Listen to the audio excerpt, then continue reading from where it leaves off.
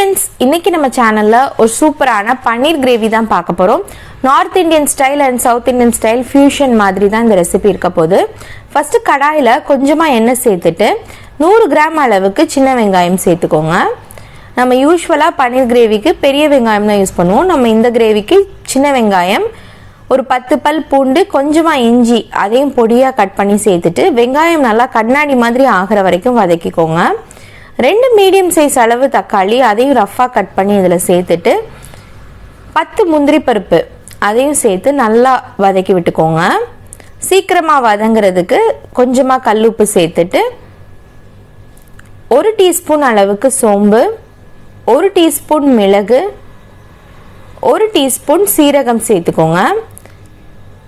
இப்போ எல்லாத்தையும் நல்லா வதக்குனதுக்கப்புறம் ஆற வச்சு நம்ம பேஸ்ட்டை அரைச்சி எடுத்துக்க போகிறோம். இப்போ அதே கடாயில் கொஞ்சமாக எண்ணெய் சேர்த்துட்டு பட்டை, கிராம்பு, ஸ்டார் அனீஸ்லாம் சேர்த்துக்கோங்க. எண்ணெய்க்கு பதிலாக பட்டர் கூட சேர்த்துக்கலாம். பட்டை, கிராம்பு, ஜஸ்ட் ஒரு 2 கிராம்பு, 2 பட்டை, ஒரு பிரிஞ்சி இலை இது சேர்த்துட்டு நல்லா பொரிஞ்சு வந்ததுக்கப்புறம் ஒரு பெரிய வெங்காயத்தை நல்லா பொடியாக கட் பண்ணி இதில் சேர்த்துக்கோங்க. நம்ம அரைச்சி வச்சுருக்கிற அந்த பேஸ்ட்டில் சின்ன வெங்காயம் சேர்த்துருக்கோம். தாளிக்கிறதுக்கு நம்ம பெரிய வெங்காயம் கட் பண்ணி சேர்த்துக்கிறோம். இப்போ இது எல்லாத்தையும் நல்லா வதக்கி விட்டுக்கோங்க. நல்லா வதங்கினதுக்கப்புறம் நம்ம அரைச்சி வச்சுருக்கிற அந்த பேஸ்ட் சேர்த்துக்கலாம். கொஞ்சமாக மிக்ஸி அலசி தண்ணி சேர்த்துக்கோங்க. இந்த மசாலா ஏற்கனவே வதக்கிட்டதுனால ரொம்ப நேரம் கொதிக்க விடணும்னு இல்லை. ஜஸ்ட் ஒரு 1 to 2 மினிட்ஸ் நல்லா மிக்ஸ் பண்ணி விட்டுட்டு இதில் நம்ம தூள்லாம் சேர்த்துக்கலாம். மிளகாய் தூள், மல்லித்தூள், குழம்பு மிளகாய் தூள், 1 டீஸ்பூன் அளவுக்கு கரம் மசாலா சேர்த்துக்கோங்க.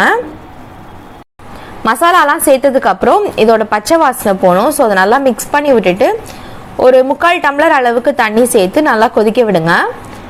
மூடி போட்டு நல்லா கொதிச்சதுக்கப்புறம் நம்ம பன்னீர் சேர்த்துக்கலாம்.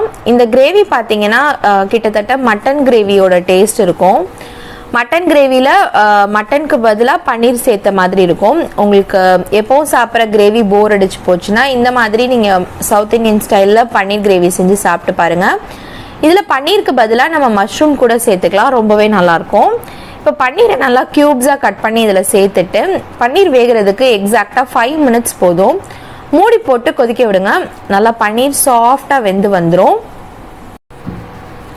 நல்லா கொதிச்சதுக்கப்புறம் இதில் நம்ம ஒரு 1/2 டீஸ்பூன் அளவுக்கு சுகர் சேர்த்துக்க போகிறோம். சுகர் பிடிக்காதவங்க ஸ்கிப் பண்ணிக்கலாம். பட் அது சேர்த்திங்கன்னா அந்த காரம் புளிப்பெல்லாம் நல்லா பேலன்ஸ் பண்ணி கொடுத்துரும்.